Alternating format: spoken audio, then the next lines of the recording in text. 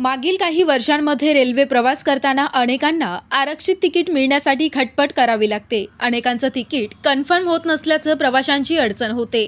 सणासुदीच्या काळामध्ये आणि सुट्टीच्या दिवसामध्ये कन्फर्म तिकीट मिळणं मोठं जिकरीचं असतं। 2-2, 3-3 महिने आधी ॲडव्हान्स बुकिंग करूनही बऱ्याचदा तिकीट कन्फर्म होत नाहीत। आता वेटिंग लिस्टची झंझट संपवण्यासाठी रेल्वेनं एक योजना तयार केली आहे। त्यासाठी रेल्वे 1 लाख कोटींचा खर्च करणार असल्याची माहिती समोर आली। प्रवाशांची वाढती संख्या पाहता रेल्वेनं 1 लाख कोटी रुपयांच्या नवीन गाड्या घेण्याचा निर्णय घेतला।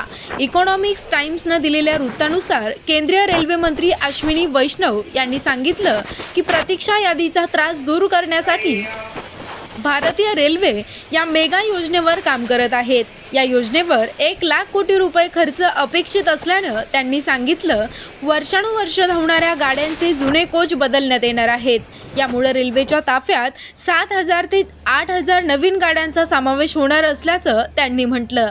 येत्या काही वर्षात जुन्या गाड्या बदलून नव्या गाड्या आणल्या जातील। त्याचबरोबर प्रवाशांसाठी पुरेशा जागा उपलब्ध असतील असंही त्यांनी म्हटलं जात आहे।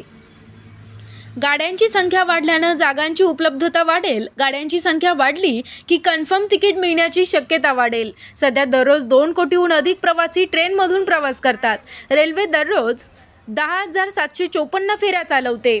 गाड्यांची संख्या वाढल्यानं फेऱ्यांची संख्या वाढेल। यामध्ये दररोज 3,000 पेक्षा जादा फेऱ्यांची भर पडल्यास वेटिंग लिस्टचा त्रास संपेल। 700 कोटी लोक दरवर्षी रेल्वेनं प्रवास करतात। 2030 पर्यंत हा आकडा 1,000 कोटीपर्यंत पोहोचेल। प्रवासी संख्या वाढल्यानं गाड्यांची संख्याही वाढवणं गरजेचं आहे। गाड्यांची संख्या 30% वाढवल्यास रेल्वेतील वेटिंग तिकिटांची समस्या संपुष्टात येईल असा अंदाज रेल्वे मंत्र्यांनी व्यक्त केला। मागील काही काळात लांब पल्ल्याच्या ट्रेनमध्ये मोठी गर्दी असल्याचं दिसून आलं।